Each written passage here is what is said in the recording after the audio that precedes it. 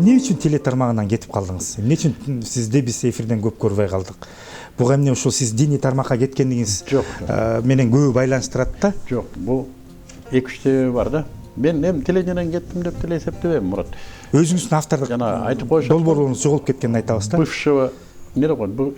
КГБшник бывшим не бывает. Өзү бул журналисттер жөнүндө айтылат. Журналист бывшим не бывает. Маселе эмнеде?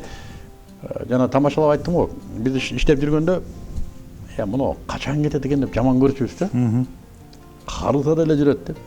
Бир күн карасам өзүм ошондой куракка келип калыптырмын, Мурат. Анан эми качан кетет дедирбей эле кетели дедим да. Эфирди, экранды жаштарга бериш керек. Бир кезде КТР былчыйып отурган мороженое ээрип аткан чалдардан алып туруп бизге берип койгон экранды.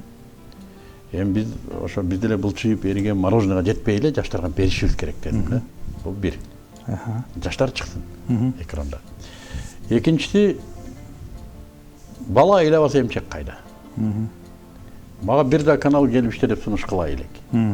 Же 5-чи каналдан көрүп калдык элек бир-эки долбооруңузду.